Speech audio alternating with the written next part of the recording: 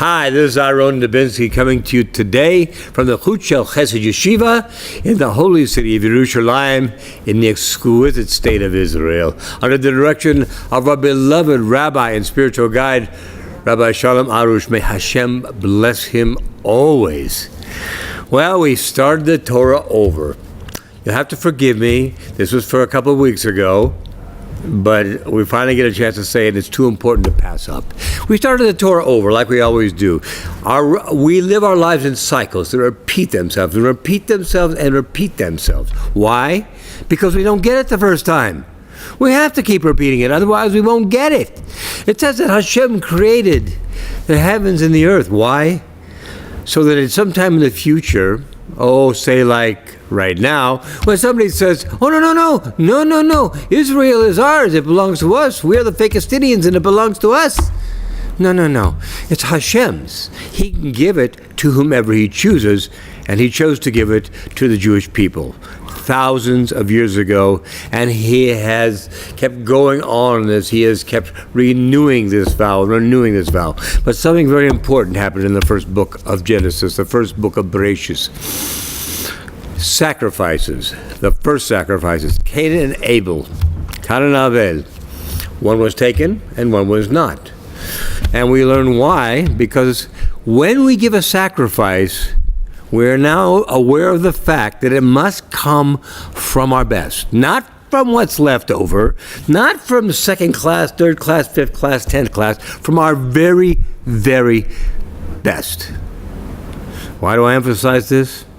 Because a few short weeks ago, one of our very, very best was taken from us.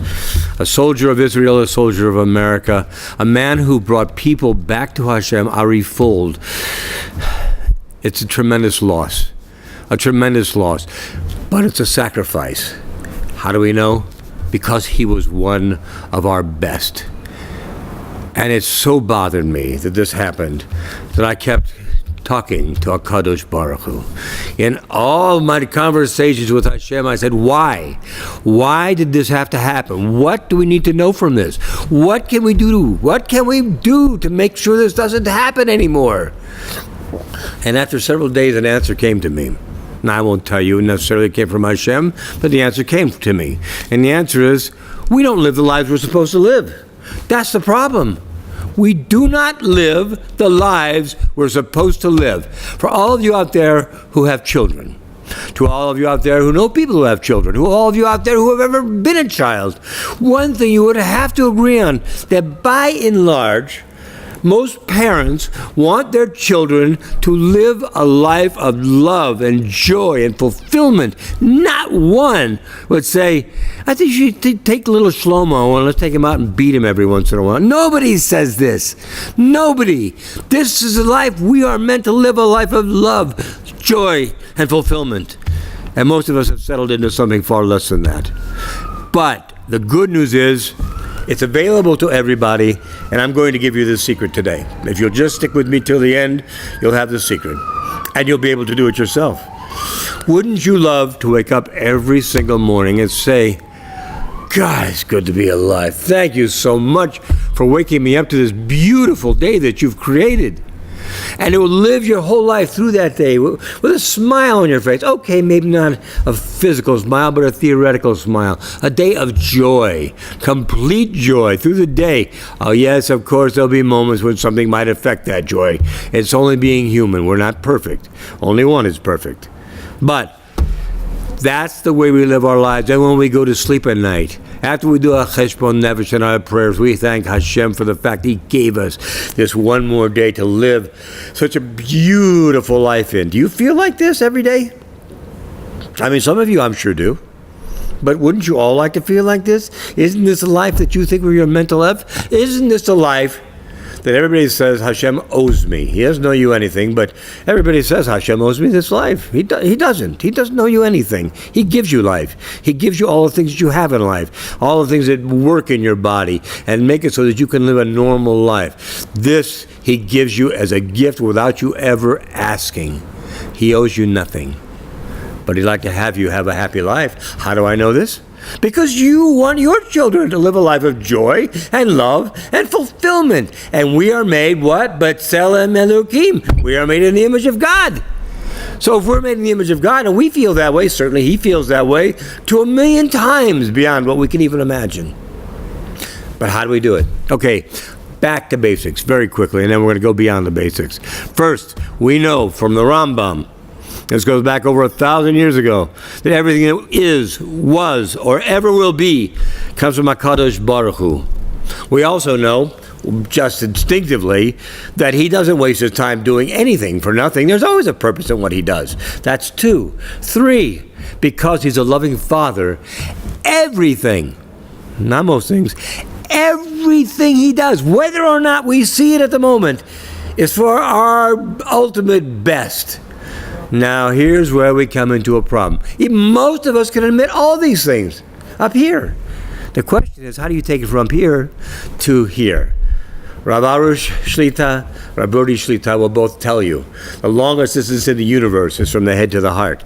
How do you bring it into your heart so that you can live this every single minute of every single day of your life? How can you do it? You're not going to be surprised by the answer. It's Emunah. It's Emunah that says, not only do I know this, but I believe it, and it's a part of how I live my life. It is how I live my life. So it's how you live your life. So what's the problem? Everybody should be living a life like that. Nobody should be settling for anything. Because how do you get that emunah? I don't have enough. I can't get enough. How am I supposed to build my emunah? And here's the answer. This is the one you've been waiting for. Oddly enough, I've had this shiur ready to go for about a month. 2 weeks ago, in Torah Tidbits, Rabbi Lord Jonathan Sachs talked about this. This week, I got a new book from the Rav, and he talks about this. And the answer is Ratzon. Your will, your desire. You need to use that to strengthen your emunah to get all the things I talked about. Well, how do you do it? How do we access this? You're going to love this.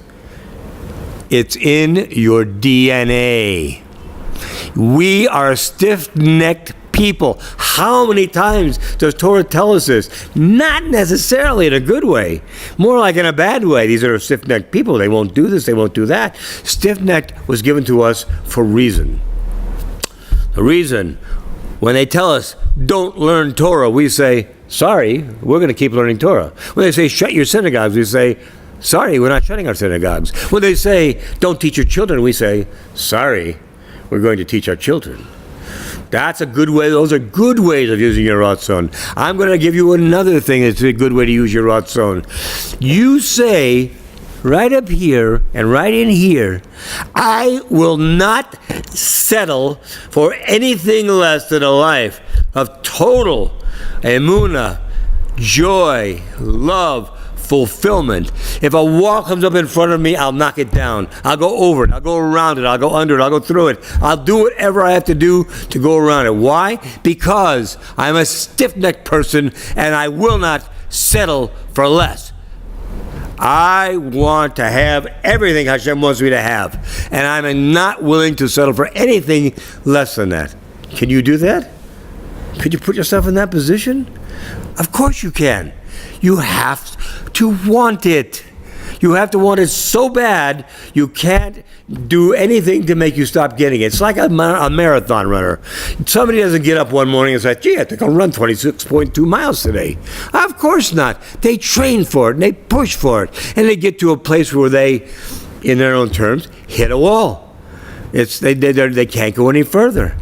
And this is the point where they become either a runner or a spectator. If they want to be a runner, they push past that point. That's desire.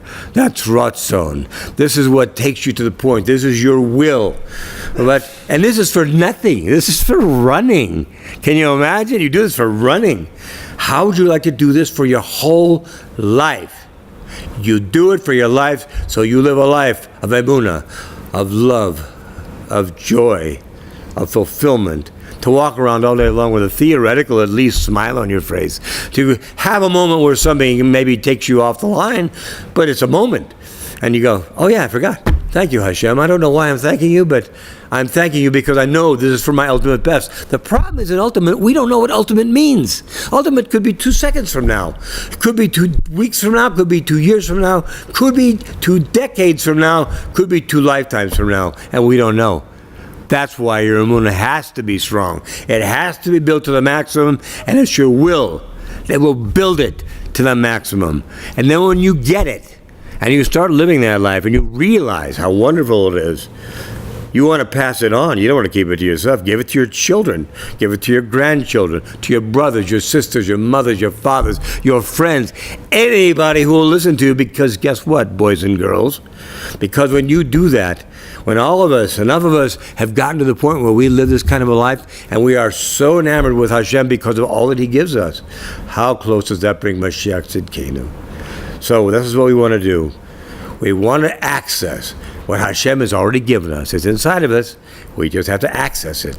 That's our will, to build our emunah so that we can have joy, love, and fulfillment every minute of every day of our lives. Is it worth a try? You better believe it is. You could be happy as I am, and I'm happy all the time. People ask me, why do I smile? I smile because I'm happy and I love my life. I can't wait to get up in the morning to do the things I do. I can't wait. I can't wait to do everything I do with the people I do them with. Wouldn't you like this life? If you don't have it, for heaven's sake, give it a shot. I promise you it's worth it. And if nothing else, do it in the memory of a brave soldier who lost his life in the fight for Israel, a soldier of America, a soldier of Israel, a man who truly believed in bringing Jews back to Hashem, Ari Fuld. He was an amazing individual. This is the best way we can honor somebody in a sacrifice, because we know after a sacrifice, there has to be an action to make penance for what we've done. This is our penance. This is our action. Let's live the best life we can to bring about the coming of Mashiach Tzidkenu in the third Beit HaMikdash. B'meira b'yameinu, amen. Have a great week ahead. Enjoy your life. Be full of love, joy, and enthusiasm, fulfillment, and make this life everything it was meant to be for you. Be well, my friends.